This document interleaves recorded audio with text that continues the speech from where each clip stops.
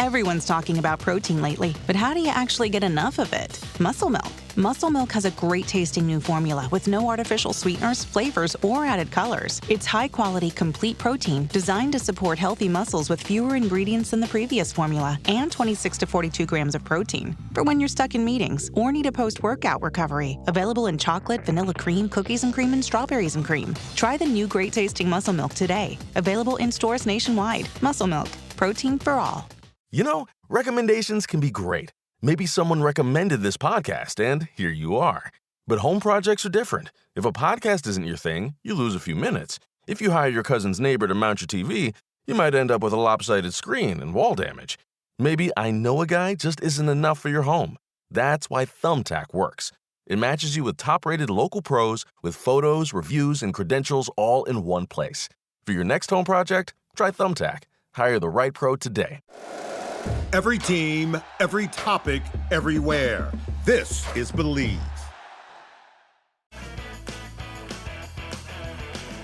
Hello, everyone, and welcome to Kilowatt, a podcast about electric vehicles, renewable energy, autonomous driving, and much, much more. My name is Bodie, and I am your host. And on this episode, we're obviously going to be covering the Rivian Q2. Is it Q2? Yeah, Q2 2026 earnings call. And this is going to be it's not maybe necessarily the longest one I've ever done, but we do have a lot of clips to get to. But before we do that, I want to thank Gene for upping his pledge on Patreon, which was very kind. Gene is a very supportive member of this community, always has been financially and just with his time. So Gene, thank you so much. I really appreciate it. If for some reason you would also like to support the show, you can do so at supportkilowatt.com. And when you go there, you can choose to support the show on Patreon or Supercast. But yeah, Gene, thank you so much. It means a lot. All right, let's go ahead and dive into RJ's opening remarks. In the second quarter, we began deliveries of R2 vehicles to external customers. We expect R2 to be a game changer for our customers and a driver of Rivian's long-term growth and profitability. Importantly, in the U.S. automotive marketplace, starved for a high-quality EV choice, I strongly believe R2 is an attractively priced option for everyday adventures that will resonate with a broad set of consumers. Media reviews of R2 are outstanding. One journalist wrote, quote, "R2 is one of the best new cars I've driven in years." Another praised R2 as among the finest vehicle designs in the world. Early customer feedback of R2 is positive, and I have to say I love it as my daily driver. Strong R2 reviews and increasing brand awareness are directly translating into accelerating customer touchpoints with our products. In the second quarter, we hosted over 57,000 demo drives, a Rivian record. While it's early in our ramp, we are pleased with the reservation conversion we've seen to date for launch edition R2s. Turning to our manufacturing footprint, our team in Normal is focused on the production ramp of R2. As a reminder, R2 production started with a single shift, and we expect to scale to 2 shifts by the end of the third quarter.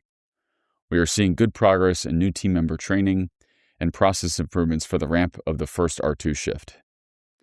Additionally, members of our supply chain team are spending time on site with suppliers as we look towards supporting the ramp in the back half of the year and into next year. In Georgia, construction of our next manufacturing site is progressing well. The combination of our Normal and Georgia facilities provides Rivian the path to scale to 515,000 units of annual capacity, with plenty of room for future expansion. As an update on our Amazon partnership, Amazon now has over 40,000 Rivian electric delivery vans active in its fleet, delivering packages across thousands of cities in North America. In addition to the EDV standard pack variant already on the road, we're developing new variants with a larger battery pack and all-wheel drive to support Amazon's needs. In the second quarter, we surpassed 1 billion miles driven on the Rivian commercial van platform. All right. So a couple of things real quick. First, starved for choice. He says that the R2 was a welcome addition and I think it was a segment starved for choice. That segment, the SUV EV segment, mid-size SUV EV segment, is not starved for choice. There's quite a bit of choice there, actually. Maybe not as much choice as what you would find in, I don't know, China, for instance, but more choice than what you would find at the, let's say, $25,000 price point for a reasonably, like, whatever the equivalent of an electric Honda Accord would be. We don't really have that. That would be starved for choice, is what I'm saying. All right. The other thing, and I'm going to mention this several times, I feel like, throughout this earnings call, is that how many R2s did they deliver? Because they didn't say. They just said that the conversion rate was higher than they thought multiple times, and they said that they were basically pleasantly surprised. But what does pleasantly surprised mean? If they thought they were going to get 1 and they got 5, I'd be thrilled. But we don't know what those numbers are, and it's really hard, even though they are pleased, and I'm using air quotes, pleased with the conversion rate. I'm trying not to be negative. Even though they're pleased with the conversion rate, that does not mean that they're actually, selling all that many of them. Not to say that they're not, because I don't know. I would imagine that it's taking some time with, scaling up production and all of the other things that go with that. But yeah, I'm just, we'll have to keep an eye on it. Let's put it that way. Now, as far as the R2 goes, I did get a chance to drive the R2 on a little test drive, and I'm just going to give you my quick down and dirty thoughts. The exterior, just as nice in person as you see in the pics, like no notes. I looked around, the panel gap seemed reasonable. The car just in general is just a really nice looking car. Interior, I thought was nicer than my Model Y, and I thought the seats were actually quite comfy. You got like the stitching and just the way that the seats were designed. Even though I think the Model Y might be some of the most comfortable seats you're ever going to sit in, I found the Rivian seats to be pretty comfortable. It sits up a little bit higher than the Model Y does, so it was nice to be able to see all of the you just get a better view, whereas the Model Y is kind of slanted and back, more aerodynamic. The R2 was a little bit more like upright. I don't know how to explain it. And you got better views. So that's actually quite a nice feature. And then the way that it rode like a truck. The salesperson was kind of balling on Tesla a little bit, and he's like, "You're probably unhappy with the ride of your car." And sometimes I am, most of the time I'm not. Sometimes it's a little stiff, but the R2 drove like a truck, and it drove like a truck that had, aggressive or mildly aggressive off-road wheels on it. And that wasn't bad. I actually didn't mind it, but it was not like the smooth ride. Like when you're driving in the Model Y, even mine, not the newer ones, but even mine, it's a little bit stiffer, right? And you're on smooth roads, it feels great. It would just, when you're on bumpy roads, you really feel all the bumps. But, the Rivian, you're probably not going to feel all the bumps, but on smooth roads, it's going to feel kind of lumbering. And that's fine. There's nothing wrong with that. Most of the materials in the truck felt very quality, let's just say. It did not feel like they were cheap materials. The infotainment screen and instrument cluster was nice. Software was easy to use. There were some things you can do on the stock, either the stock that's on the left side of the steering wheel or the right. It was too much for me when I sat down and did the demo with the salesperson. So I didn't mess with that too much, but you pretty much change the gears, or you change the drive modes the same way you would in a Tesla. But all the stuff that the stock did, very cool. But I was just a little overwhelmed by it. So that was that. Now I do have thoughts on autonomy, but I'm going to share that a little bit later in the show, because there's a specific question about autonomy. So let's go ahead and dive back into RJ's opening remarks. Turning to our technology roadmap, autonomy remains one of the most important areas of investment at Rivian. In the not-too-distant future, we believe advanced assisted driving capabilities will be a key differentiator for customers and a substantial driver of market share. Our autonomy development is on track, and we expect to begin rolling out point-to-point capabilities by the end of this year. We believe our rapidly expanding car park with R2 will accelerate our data flywheel to enable delivering hands-off, eyes-off capabilities in 2027, and ultimately Level 4 capabilities in consumer and robotaxi variants of R2. Since we began monetizing Autonomy Plus in April, take rates are trending positively for the service, and we believe further feature releases will drive continued increased uptake of Autonomy Plus. Later this year, we will host another Autonomy and AI Day where we'll provide more updates around our exciting autonomy and AI progress. At the end of 2026, we are targeting the launch of our third generation autonomy hardware. This includes RAP1, our first in-house designed silicon, and the addition of LiDAR. The development of our RAP1 chip is on track, and we've begun final testing phases of production silicon. Finally, in May, we rolled out our Rivian Assistant on all R1 vehicles and plan to launch the feature on R2 with an over-the-air update later this year. Rivian Assistant is our new AI-powered voice assistant that is built to be a digital co-pilot with integration into the vehicle ecosystem and other external apps. Customers love this new feature and its intuitive functionality across applications like Spotify and Google. In closing, I want to thank our team for their continued execution this quarter. We are laying the foundations for a future that we believe will be fully electric, autonomous, and AI-defined. The reviews for R2 affirm that our category-defining brand and vertically integrated and extensible technology resonates deeply with customers. I couldn't be more excited about the opportunity ahead. I thought their autonomy package in the vehicle was fine. It was like autopilot, but not as good, which leaves room for improvement, to be sure. But it doesn't stop for stoplights. It won't change lanes automatically on city streets. It will change lanes on the freeway. But, if you're not paying attention, you're going to run a stoplight or a stop sign, and that's going to be your fault. So I did find that to be problematic. Now, they're like, well, we're going to get point-to-point navigation soon and all this other stuff. I think Rivian might be a little optimistic on what they can, where they're going to be by 2027. But in terms of their software package, it's a good start, but it's not worth $2,500 or $50 a month as far as I'm concerned. My wife's van does a lot of the same stuff for free. My car does a lot of the same stuff for free. So it's not, not in my opinion, groundbreaking yet. I do believe they'll get there, but probably not by 2027. All right, let's move on to our first analyst question. Our first question comes from Mark Delaney with Goldman Sachs. Your line is open. Please unmute and ask your question. Good afternoon. Thanks for taking the questions and congratulations on the R2 launch. Very exciting to see.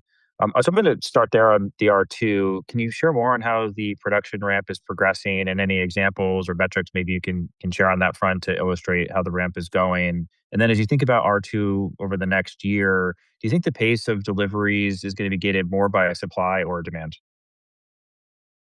Well, thanks, Mark, for the question. We're also very excited about R2. Well, I guess first on the production ramp, of course, ramping production of a vehicle, especially where it's a first time launch of a new vehicle, is complex. It's an orchestration of ramping hundreds of suppliers. The suppliers all need to ramp at the same rate. Of course, our overall production output is throttled by or gated by the slowest moving supplier.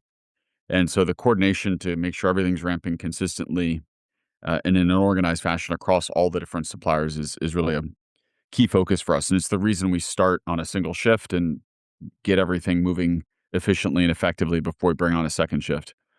So saying that, this is a complex effort. There's lots of moving parts, and we went into it fully recognizing the complexity and having been through this, with R1 and iterations in R1, with a lot of learnings and knowledge as a business that we certainly didn't have to this level with the launch of R1. And so where it stands today is we are ramping. We're continuing to make progress week over week.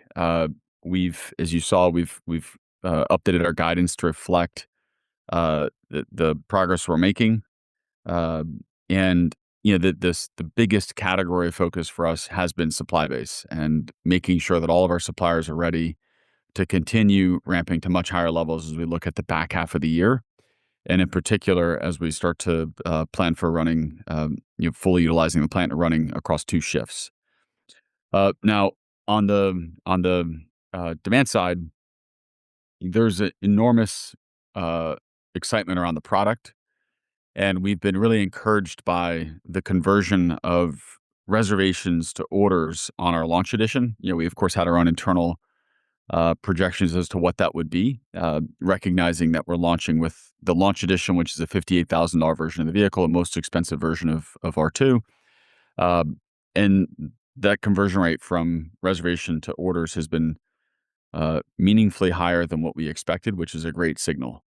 Now, of course, with that said, we are looking forward to introducing the other trims, our mid-spec and our base or standard spec, as we look at the early part of 2027. But the excitement, even for the launch edition and the higher price point on the launch edition, has been very, very high.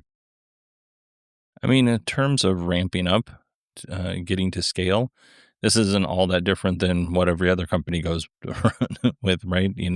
You might have a supplier issue. You might have an issue with the manufacturing process that you just didn't see when you were producing, let's say, 10 cars a week versus now you're producing 1,000 cars a week, right? There's some things you need to retool and fix and things like that.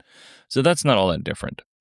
I I just took a look at all of the clips while we were listening to that last question, and I was like, man, I have a lot of clips. So I'm going to try to keep my input short here, but basically Rivian's going through the same thing that every other car company does when it comes to, launching a new product. And it probably is weathered better by a company like Ford or GM or Stellantis because they've just been doing it longer. But in general, we've seen those companies also fall flat on their face when it comes to ramping up production. So it's just one of those necessary things that everybody has to go through, I suppose. Avoiding your unfinished home projects because you're not sure where to start? Thumbtack knows homes, so you don't have to. Don't know the difference between matte paint finish and satin? Or what that clunking sound from your dryer is? With Thumbtack, you don't have to be a home pro. You just have to hire one. You can hire top-rated pros, see price estimates, and read reviews, all on the app. Download today. All right, let's move into our next clip. Your next question will come from George Gianarikas with Canaccord Gratuity. Please go ahead. Hi, everyone. Thank you for taking my questions. I wanted to focus a little bit on the EDV. Can you provide an update maybe on commercial adoption beyond Amazon, and as you expand pilot programs for non-Amazon fleets, what's the current primary governor on deployment pace? Is it TCO parity, upfront capital outlay, charging density? Anything you could share there? Thank you. Thanks, George. I think the first point to just call out is the ramp up that we're seeing within Amazon. And so you're seeing this already in the numbers of the first 2 quarters this year, that Amazon is purchasing more vans. We're ramping up meaningfully from where we were in previous years. And that's absolutely a reflection of the TCO advantages that our EDV platform represents and enables. And we think that those cost benefits that are being so clearly realized by Amazon and so clearly evidenced by their ramping up of volume, we think that's going to translate to other commercial operators ultimately seeing those cost benefits and recognizing both to remain competitive, but also to address their own cost structures that they're going to be pursuing opportunities with EDV. Now, that has taken longer than we would have expected, or we would have hoped for, in terms of other fleets adopting a strategy towards electrification and a strategy of adopting not just an electric vehicle, but a highly connected, intelligent vehicle. But the signal that's being sent through Amazon's significant ramping of this is really outstanding in terms of a billboard for the capability and a billboard for what the EDV is possible delivering from a business point of view. It doesn't, I mean, I could be wrong on this, and it seems wrong to say it, but it doesn't sound like they got a lot of interest outside of Amazon since he really highlighted Amazon. But maybe there's just some things that he doesn't want to talk about that are in the pipeline, but not ready to talk about just yet. But if you're not familiar, the EDV is the Amazon delivery vans that people see. If you don't see them, you in real life, you probably see them online, pictures of them and stuff. That's the EDV, and just in case it wasn't clear. All right, let's move into our next question. Maybe just on the Autonomy Plus. So you're going to be launching the point-to-point solution later this year. I'm curious where things stand today with Autonomy Plus, just if there's a way you can give us a sense of, take rates or kind of adoption trends, and then how do you see point-to-point driving both demand, but then also uh, those take rates. So ultimately, the subscription revenue opportunity. Thanks. We've been really encouraged by the take rates on Autonomy Plus to date, and I think in particular, what's really encouraging is to see the status that we're at today in terms of customer engagement, customer usage of the feature, and then of course related to that, the take rate around paying for Autonomy Plus.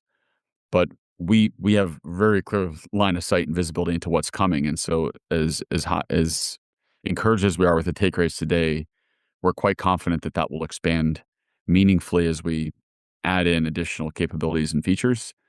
And there's going to be a whole, you can think of it as like a staircase of features that ultimately leads us to very high levels of autonomy. But a really important step that's happening in the very near future is that the capability of point to point. And just to restate what that entails, that means you can get into the car, type the address into the vehicle, and the vehicle will completely drive itself to that address. And initially, that will be a feature in which it's like level 2 plus plus, where your hands are off the wheel, but your eyes are still primarily on the road. Meaning you can look away for short extended moments of time, but you're not in a position to officially be reading a book or be responding to emails. Now, the step in 2027 is going further, where we go not only hands off but also eyes off, and that's really important because then not only is the vehicle fully driving itself and navigating to the address, but importantly, you're able to truly get your time back without the vehicle dinging at you, say, to keep your eyes on the road, but actually be able to read a book, be on an iPad. And so that's really, into the like true, as per the definition, level 3 capability.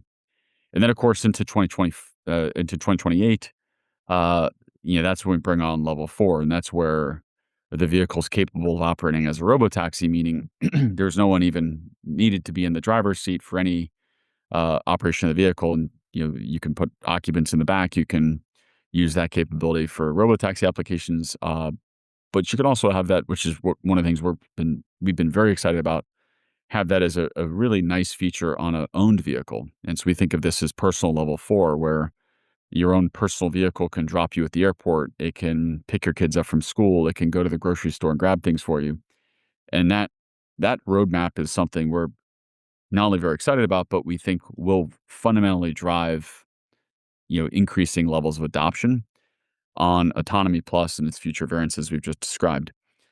Now, with all that said, we also think we're at an inflection point from a consumer behavior and consumer mindset, where historically autonomous features were not the primary purchase criteria for most customers. Of course, there's technology early adopters for which this has been top of mind for them for some time, but for the vast majority of customers, this wasn't the driving purchase criteria. We think this starts to emerge to be much more of a primary purchase criteria, and it's one of the reasons we've made the decision to invest so heavily here. We think ultimately market share is going to be driven by the capability of the vehicle to drive itself, and of course, linked to that, the vehicle being software and AI defined, and those are two very critical pillars of our technology roadmap and technology strategy. So this is interesting, right? Autonomy Plus comes with the R2 Launch Edition. So you buy the R2 Launch Edition, you get Autonomy Plus for free. There is going to be a $50 a month subscription, or you can buy it outright for $2,500. It's possible that the Gen 2 R1 platform, the R1S and the R1T, it's possible that they're seeing people pay the $50 a month for whatever they're calling Autonomous Plus. I don't know what that actually looks like on the R1 platform, but I would assume that it looks a lot like it does on the R2. And again, that's not something I would pay $50 a month for.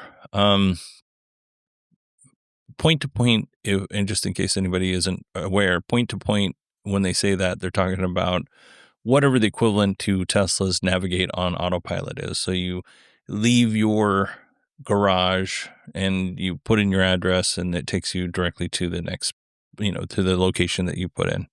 That would be point to point. Yeah, I'm kind of struggling because my experience, and again, they told me that at the Rivian dealership that point to point was coming soon. So when it comes out, I will make another appointment at the dealership to see how that feature works. It may work great. We'll see, and I'll eat my words, but it just seems like they're really far away from it based on what they put out, if I'm being honest.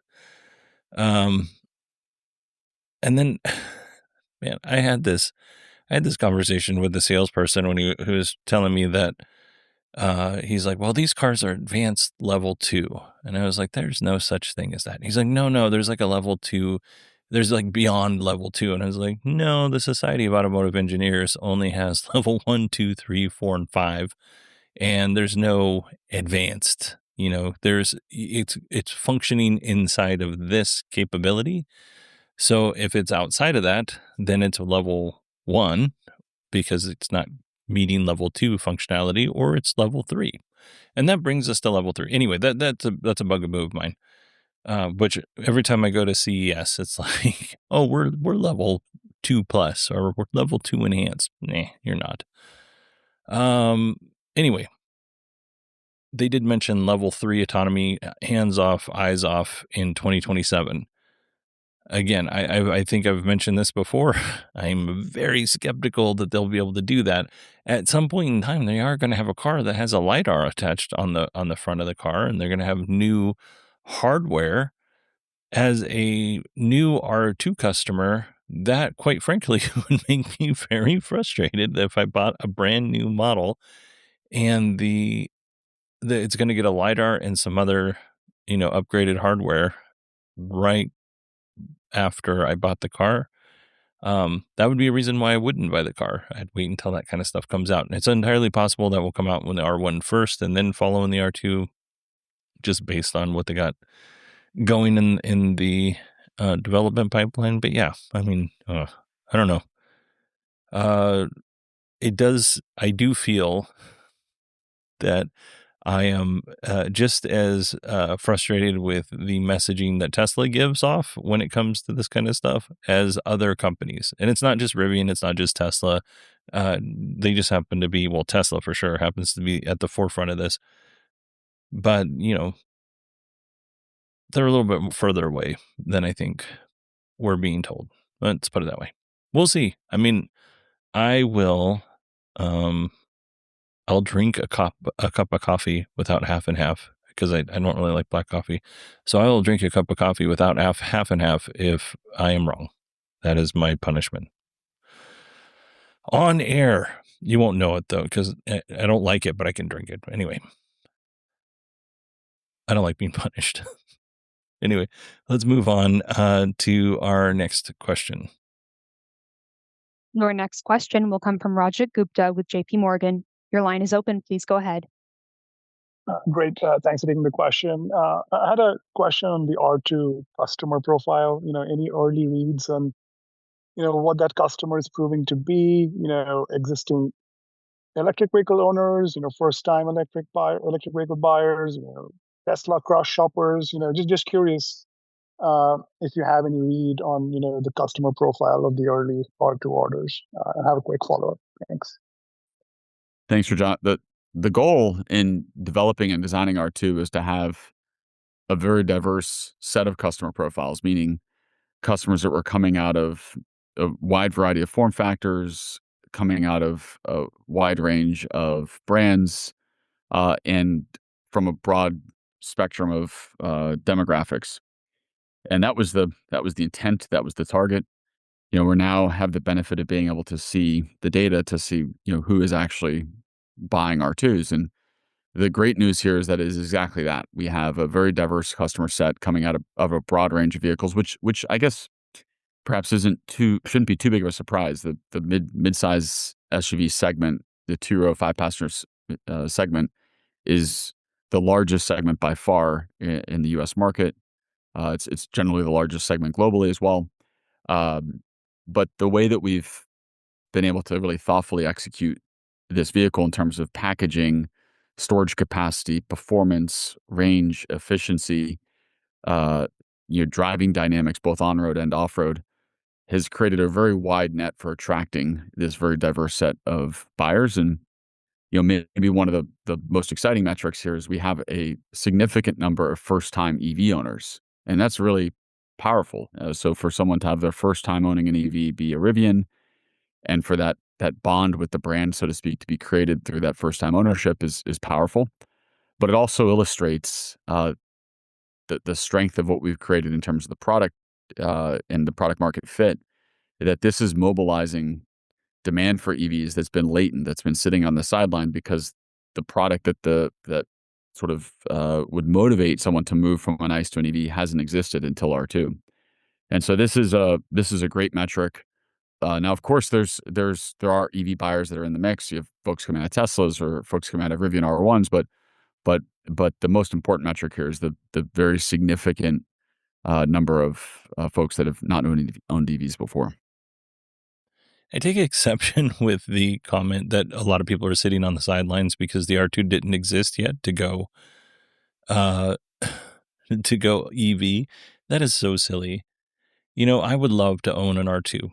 Honestly, it'd be a great car. I think in my heart, I really want to go with the Scout Motors for my next vehicle, but R2 would be great, right? But here's the thing, right? I'm not going to take the R2 off-road, nor am I going to take the Scout Motors off-road. I'm just not going to do it. And most people who buy an off-road vehicle or a vehicle that's capable of going off-road don't do that either. So, there's the Equinox EV. If you want to spend a little bit more money, Cadillac's got their EVs, the Kona EV, there's lots of choices in this segment is kind of where I'm trying to go with this. And it's not because the R2 didn't exist. They're finally, getting off their hands. It's because they wanted the R2. Maybe they held off on buying one because they saw the R2 was on the horizon, and they're like, oh, that looks like a good car I'd like to own. That's possible. But they're not sitting on the sidelines to buy an EV, and they're not going to do it until the R2 pops into existence. Like if the R2 was never announced and Rivian was never a company, a lot of these same people would probably just buy the car that met their needs. That's it. So one of the things that I really like about RJ is that he tends to be a little bit more pragmatic than Elon. But recently, I do find the marketing really creeping in on the answers, and it's kind of gross. I'm pretty confident talking into a mic. Hey, I'm doing it right now. But home projects? I second guess everything. Is that noise normal? Is that water damage? Who do I even call? That's where Thumbtack comes in. Just upload a photo or voice note, and it uses AI-powered search to match you with the right top-rated local pro. So instead of guessing, you get clarity and can hire with confidence. For your next home project, try Thumbtack. Hire the right pro today. Okie doke, let's move on to our next earnings call question. Your next question comes from Itay Michaeli from TD Cowen. Your line is open. Please go ahead. Great. Thank you, everybody. Just first, a couple of questions on the R2. RJ, 57,000 demo drives. It's a big jump sequentially. Hoping you could talk a little bit about what you're seeing in terms of conversions of those drives into orders, how many people are actually experiencing autonomy plus. And then secondly, just curious whether you do expect to deliver a material amount of the premium trims this year, or will R2 sales just predominantly be the performance trim this year? Yeah, I mean, we're really excited, as I said in my opening remarks, the 57,000 drives this past quarter's a record for Rivian. And so just the delivery of that, just enabling, that number of drives, you said roughly doubling where we've been in the past. The team has had to really come together, and we did a lot of prep knowing that the amount of excitement around R2 was going to drive a significant increase in both exposure of the brand and touch points of the brand. But, of course, that's manifested through these test drives. And so with that, we're not providing specifics around conversion, but that's a really important metric we look at internally. And that actually links pretty heavily to the availability of the other variants. And so to start, as you said, we have our performance variant, our the most expensive variant of R2 that we've launched with. We'll be introducing the premium and then our standard trims as we look at early 2027. But we are witnessing a higher level of conversion than we expected, meaningfully higher than we expected, into the launch edition package, which was great. It's super encouraging. I think reflects just the amount of excitement around the product. But saying that, we fully recognize and are excited to also be launching the other trims and know that those will be coming, as I said, at the early part of 2027. I mean, I don't know. I kind of answered the question, so I'm not going to bash on it too much. I want to know, how many R2s do they think they can deliver by the end of the year? That would be a great thing to know. Without knowing that, we just don't know if we're really seeing if their expectations are being met or not. That's all just kind of behind the curtain. And again, I do understand why they're not giving us that information, but I also kind of think it's a nonsense in a way that, not for this show, but if I was a if I was a Rivian shareholder, if I was a Tesla shareholder, I'd like to know too. But if I was a Rivian shareholder, I want to know, what is Rivian, where do they think they're going to be? What are they expecting with this new product that the company sunk billions of dollars into? When are we going to see that ROI? Are we going to see, meaningful, profitable quarters that aren't bolstered by the partnership joint venture with Volkswagen? That would be a question, that legitimate question that I would have. All right. Let's see. I have some other things written here, but it sounds more like complaints than anything else. So let's go ahead and jump into our next question, which is a good question. It's about the R1 ramp compared to the R2 ramp. RJ, I want to ask something that I know you've addressed in the past, but I think it's important just in the early days of the R2 ramp. If we look back to R1, the days of R1 and the early ramp, there were you probably bit off a bit more than you could chew, which is something I think you've acknowledged. There's a lot going on, a lot of different configurations, and if we look now, I know you talked about focusing on just the launch edition, but broadly within Rivian, there are a lot of different initiatives between RAP, and I'm sure there's multiple other future iterations planned, your autonomy roadmap, what's going on with network architecture, and then also just mind, also just a number of different initiatives here. So maybe you can just talk us through how this time is a bit different versus R1, how you're approaching R2 execution, given that you still have a lot of things on your plate, and how you're looking at resource allocation in this environment. I mean, it does seem in some ways like yesterday we were launching R1, and then it also seems like it was a very, very long time ago. But with that said, the company that's launching R2 today is a very different business than what launched R1. And I say that with regards to the maturity of our processes, the maturity of the team, the maturity of the development sequencing.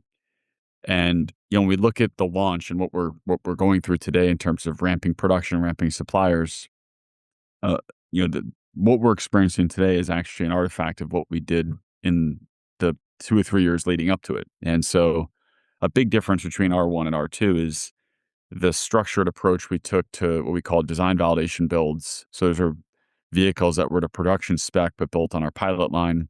We went through multiple iterations of that. And then subsequent to that, our manufacturing validation builds, where it was, of course, the production spec, but built in the manufacturing plant. And the MVB builds, those manufacturing validation builds, started at the very beginning of this year, at the beginning of 2026.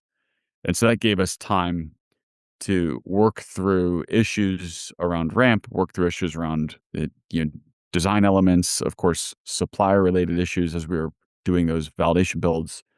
And so the number of unexpected surprises in now the production ramp up of R2 is far lower, incredibly, it's an incredibly different situation than what we had in R1.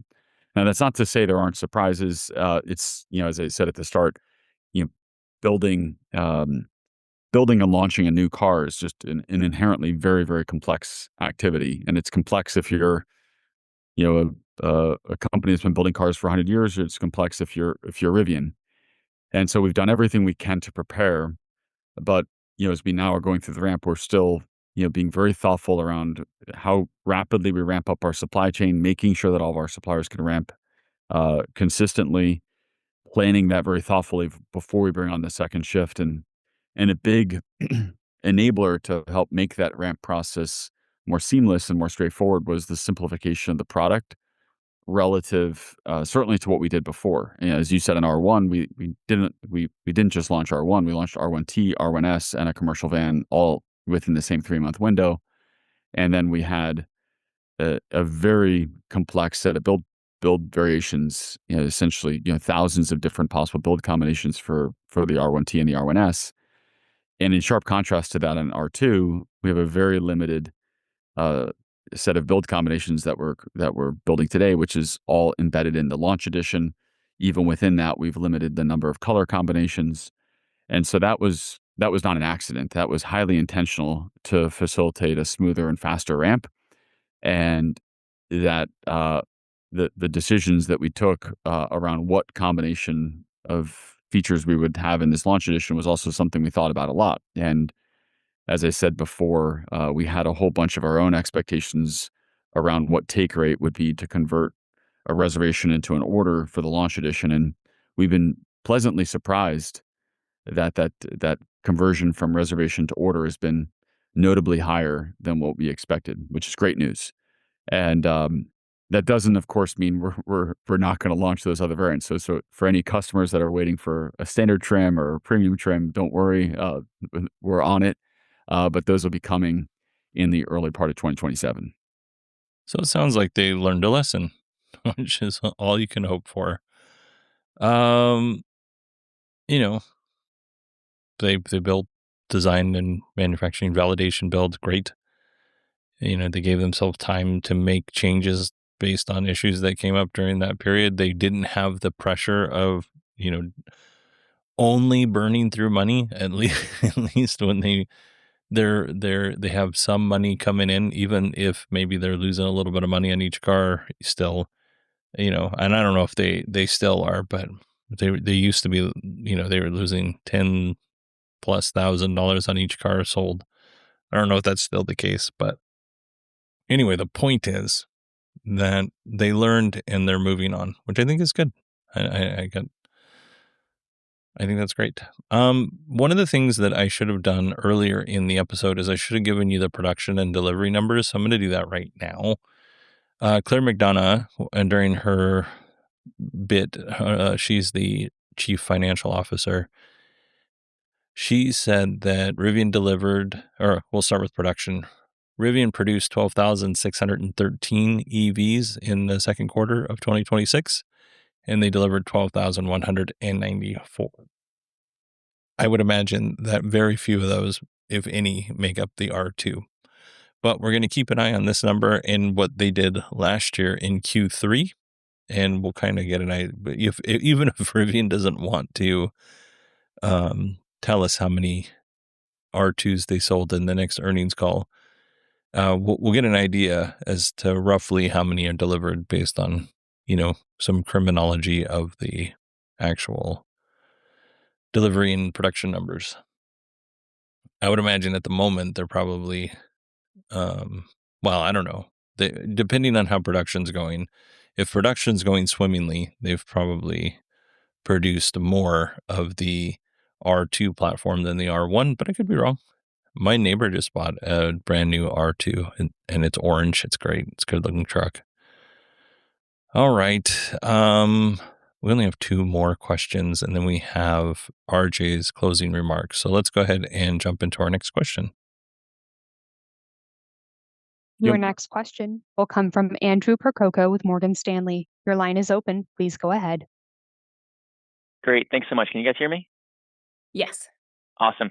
Well, I guess before I get to my question, I do want to say I was 3 out of the 57,000 demo drives that you guys, talked about. So as a potential future customer, I just have to give you guys some kudos here on what you've done with the R2 and just recognize that up front. But I guess just to get to my question, we talked a lot about autonomy already, but I'm just kind of curious how you're thinking about the pricing side and potential uplifts to ARPU as you go to point, and then eyes off in 2027, and how you're kind of thinking about enacting, those pricing changes over time. Yeah, we certainly believe there's opportunity to grow pricing for our autonomous capabilities as we add those capabilities, but we believe very deeply that needs to be earned through the expansion of the feature set and expansion of the capability. I'd say the other element here, which we have to be cognizant of, is just the market dynamics around this, and I think it's going to be a very quite fluid around how some of these features get priced. As I said, we're going through an inflection point where customers are going from this being a nice to have feature in terms of advanced autonomous capabilities to a must have feature.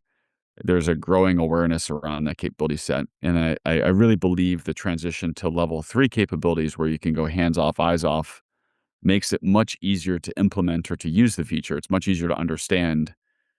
Early adopters, it's fine to say you have to be hands on or eyes on the road, but you can be hands off.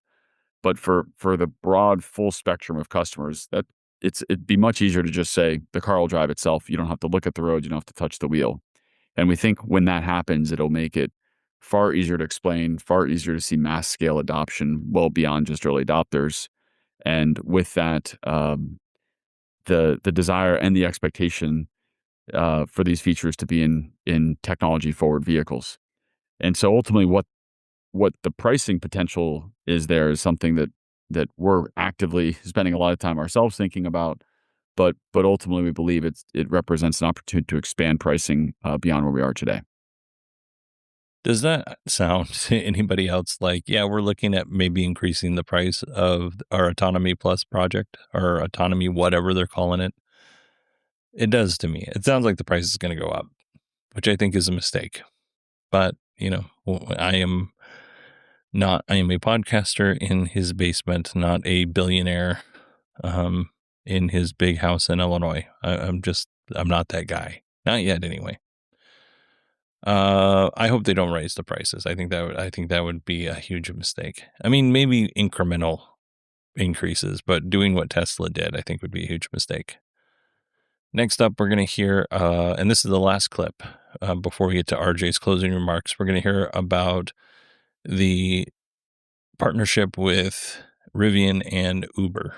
And if you have been following this kind of thing, and you should if you've listened to this show, because I talk about it every now and again, Uber just they have like 19 or something partnerships on autonomy. They have really spread themselves out in investing with companies like Lucid and Chinese companies and Rivian. And they're just like, you know what? We're going to put all of these things out, and then we're going to see what works. And for a while, they were partnered with Waymo. That partnership has ended, but some people are saying that it ended negatively. It doesn't, to me, it didn't seem like it ended negatively. I'm having a hard time talking today. It just seemed like it ended, and that's okay. Sometimes those kind of relationships end. It's not a big deal. Anyway, let's go ahead and get to that last clip.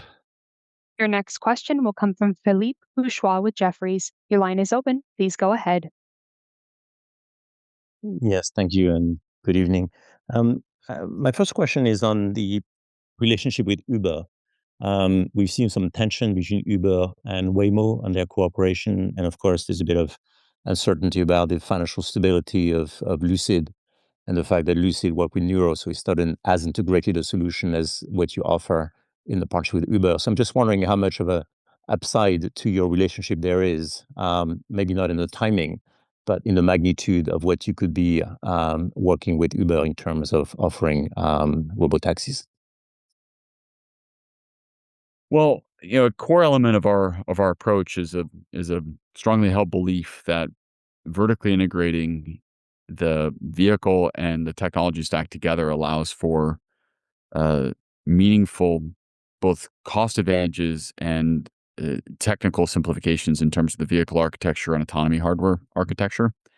And so that means how sensors are integrated into the vehicle, the redundancies built around the controls, the way that we've architected the compute platform and the inference. In our case, because we brought silicon in-house, we have a very low-cost way to achieve very high levels of inference within the vehicle.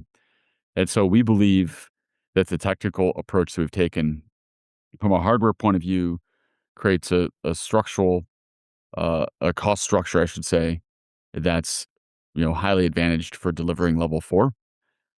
Along with that, we believe that the fact that we're building a neural net-based approach, an approach that's an end-to-end trained model with what we call LDM, our large driving model, means that the progress that we make on the consumer platform, so that's point to point, hands off, eyes off, level 3, ultimately getting into level 4, that LDM workflow is identical across all those different steps. So that staircase up to level 4 is not is one work stream. It's not multiple work streams where we have a level 4 platform and a level 2 platform, but rather there's one LDM, one end-to-end trained model, and the vehicles will have slightly different sensor topologies to cover corner cases differently between, let's say, a level 3 and a level 4 vehicle.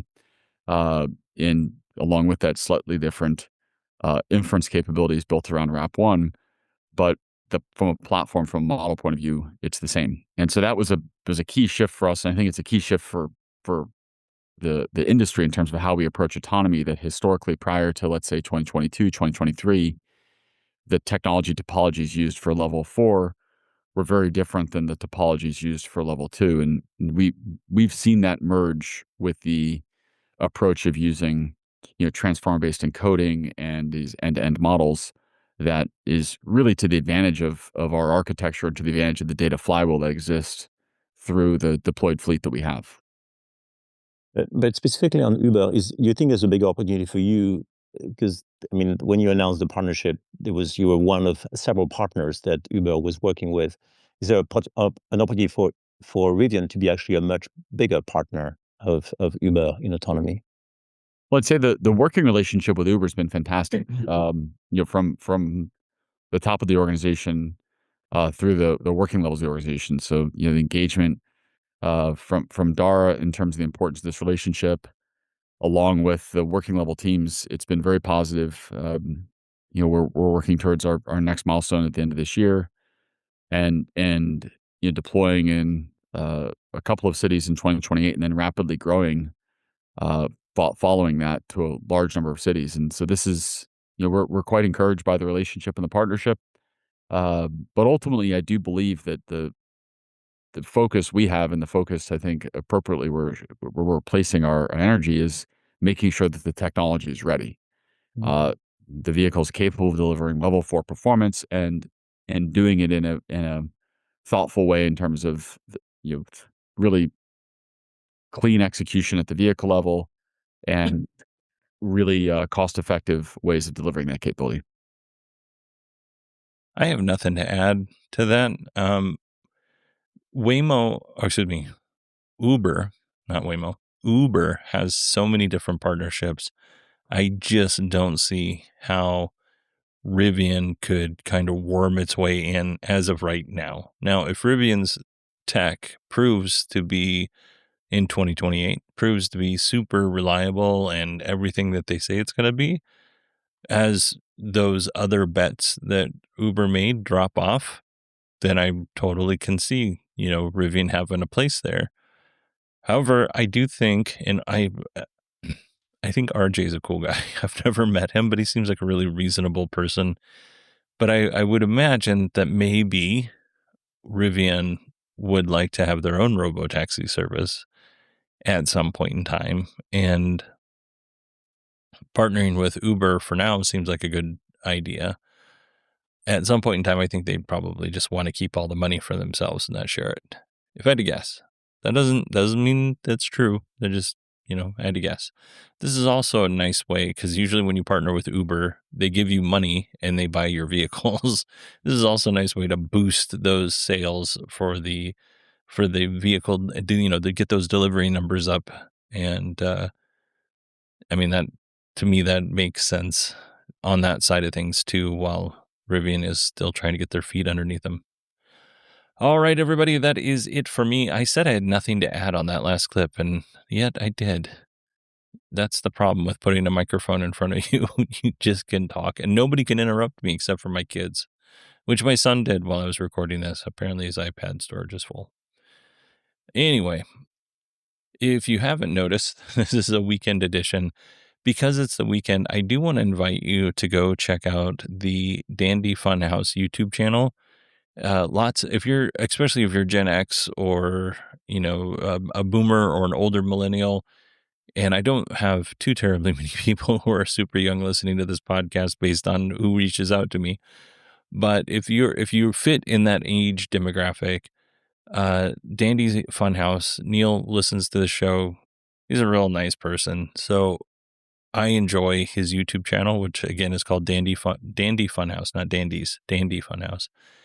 And he did a recent deep dive, and he does these great deep dives, which is why I like the show and why I think you'll like it as well, on the $6 million man. There's so far as I can see here, there's 2 episodes up. I just watched the first one before recording this.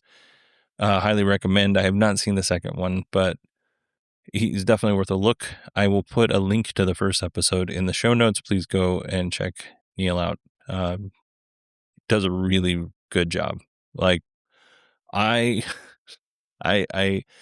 strive to get half as, not even half. I would strive to be a quarter as good as Neil is on camera, because I don't feel like I have that presence, and he certainly does. So go check out his YouTube channel. Okay, I did promise we were going to get RJ's closing remarks. So before we do that, I do want to let you know you can email me. It's Bodie, BODIE at 918digital.com. You can find me on X at 918digital, but I don't really spend a lot of time on X. So the best place to find me is on LinkedIn, and that is Bodie, BODIE, and Grimm, GRIMM, like Mary. And follow me on LinkedIn. I'll follow you back, unless you're a bot. I will not follow you back if you're a bot. All right, everybody. Thank you so much for listening, and I hope y'all have a great weekend, because this was a weekend edition.